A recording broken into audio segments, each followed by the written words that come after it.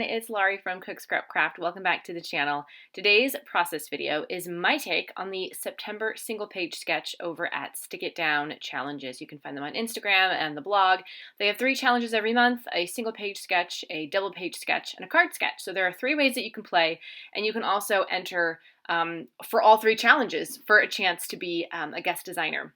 So I've actually been a guest designer for them before. I really enjoy working with their sketches. They're a lot of fun. So for this one, I kind of do my own thing. So I had some scraps from some Amy Tangerine, Brave and Bold from that collection, and I wanted to use up those scrap papers, and I thought this sketch looked really great because there was like a little bit of mixed media on the background. So I was like, great, I'll pull a white piece of cardstock and I'll add some of the papers and do some like packaging technique or something. And then I remembered that I just watched a YouTube video from Craft Me a Card. She did this amazing technique for her card making where she took some glossy photo paper, which I happen to have, size 4x6, that I never use because I don't really use my home printer for printing out photos so much. And she took that glossy photo paper and some Distress Oxide sprays and like sprayed it down and rubbed it off, and like the color sticks to the paper. And I don't even know, it like seeps into it. I don't know. I'm sure there's some sort of scientific reason, you know, the way the paper is made, something, I don't know. But it looked really, really cool. And I thought, why don't I try that and see what happens and see how I can fit this onto my page. So the first one, I don't know, maybe the colors, it didn't really work so well. I was using a green and a blue, and I don't know, they didn't like smudge right. So I decided to try with 2 other colors. I used the fossilized amber, which is sort of like a yellowy gold color, and salvaged patina, which is like a teal color. And I ended up really liking the way that turned out, those 2 colors together. So I made 2. I still have a whole stack of 4x6 glossy photo paper that I could use and do this again. I'm just kind of trying to wipe off the bottom. It's a little messy. It is a little messy, but it's totally worth it because it's kind of like you're making your own either like photo mat for a smaller sized photo, or kind of just making like your own smaller size of pattern paper. So I'm here trying to figure out what to do with this and how to incorporate it into the page. And you're probably like, this doesn't look anything like what the sketch is. What are you doing? So yeah, that's a great question. What I'm doing is, instead of using 1 photo, I'm going to use 3. I think they're, are they 2x? They're not 2x2. No, they're 4x4, 3x3. I don't remember. I have them printed at Persnickety Prints, and so it's one of those like smaller custom sizes, and which I love. So yeah, they're small squares. I had 3, and I'm going to do them in a vertical design down the page. So you could say the 4x6 glossy photo rectangle is like what is supposed to be the photo on the sketch, which you can see in the corner there. I left it up there so you could be like, just have a reference to see exactly how this is inspiring me. I am still doing a little bit of the mixed media on the white cardstock. I'm taking those same colors that I put on the glossy photo paper and just doing some splatters. I was having a lot of trouble getting the salvaged patina to splatter, and then when I tapped the lid, that never works on like any other sprays, but it works on the Distress Oxide spray. Tapping it actually does get stuff to come off, which is like amazing. I love the Distress Oxide sprays. So anyway, I let that dry. I even took my my heat gun to it, because when you like the packaging technique, it tends to dry a little bit faster because it's really, so you're like pushing it into the paper. Splatters tend to not dry as fast, so I really had to kind of go at it with the heat gun because I wanted to get this done in one night.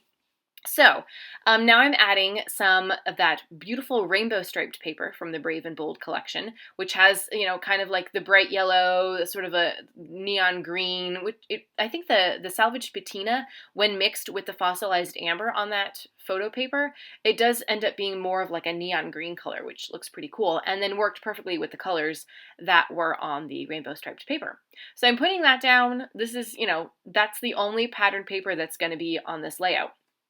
And then, of course, the quote-unquote pattern paper that I made there. So something so for the sketch, again, I'm not doing it exactly as shown. So the sketch has a title going down the on the other side of the photo, and it's an acrostic poem. So it says, I think it says, like, the example they gave was dad, and it was like D spells the word dear and A spells the word awesome, something like that. I just didn't want to think that hard to come up with something and then like find the alpha letters and blah blah blah. So I kept the 3 lines, but I just made a 3-word title, The Sweet Life. And I chose The Sweet Life because number one, these are photos of my daughter at Hershey Park. We started our summer vacation there by doing the indoor chocolate factory tour, which is really cute, and you get a sample of chocolate. Of course, you might just want to like eat the chocolate inside because it was freakishly hot outside, and on the walk back to the car, it melted. So just keep that in mind if you go in June when it's freakishly hot.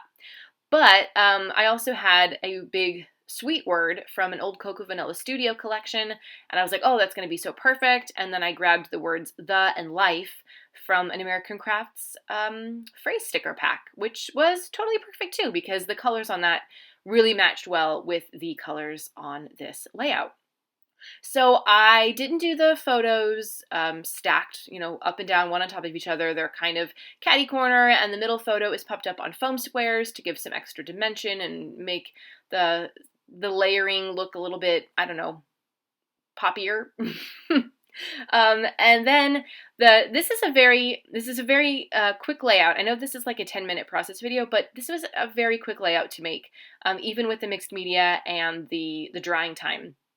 I didn't have a whole lot of embellishments, I gotta be honest with you. So I took a word that said summertime from the Simple Story Sunkissed collection, and then I had this chocolate bar and this s'mores sticker from a photo play collection. It was like of outdoor things, and I added those because, it's chocolate, Hershey's Chocolate World. And then I'm like, what else can I put on here? I don't know. I don't have anything like candy themed or chocolate themed. So I just grabbed my photo play Wicker Lane collection 12 by 12 sticker sheet and grabbed some things that were kind of like the same color that could be kind of like generic. So there's a butterfly on there. We're outside. Butterflies live outside. There's a heart with flowers that says family. It was a family vacation. There is a flower up there at the top. Actually, the colors of that flower look really great with the dried colors of the Distress Oxide spray splatters. And then down there at the bottom, I just added something that says memories, because these are our vacation memories. And then to kind of finish it off, I'm going to add some sequins. The sequins mix I have used before. You've probably seen it. It was actually filler for a planner, I guess, like shaker pocket thing. And I wasn't going to use it in a planner. So again, you've probably heard me say this. I cut it open and I poured out all the sequins. And so now I'm using them on my scrapbook pages. And I will be using mini glue dots to adhere them. Right now, I'm just kind of figuring out the right placement for them before I start sticking things down. And I'm kind of just putting them, in the corners, building out the clusters. That's my technique with sequins, and I do the same thing with like Nuvo drops and enamel dots. You're just building out the clusters, finding some white space where those pieces will go. And I even put one of the sequins on the sticker that says family. There was a pink flower there, so I put it on top of the pink flower just for, I don't know, just fun, give a little bit of extra dimension to that. And then I'm going to add my journaling. There really isn't a space for journaling on the original sketch because I guess the little poem that you're supposed to create is kind of the journaling, but since I wasn't doing that, I needed some space for journaling.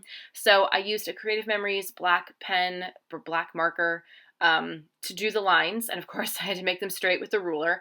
And then I have this orange pen that I got from an old paper issues kit.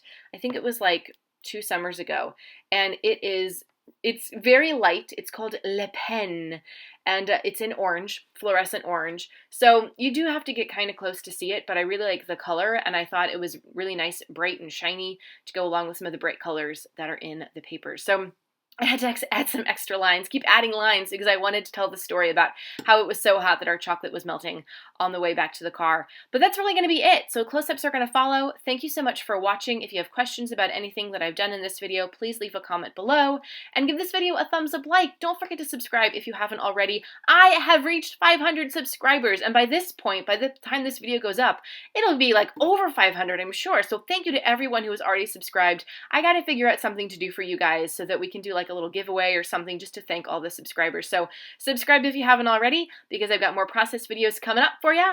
And thank you again so much for watching. I hope you have time to get creative today and participate in the Stick It Down challenge, which I will have linked below in the description box. See you next time. Bye.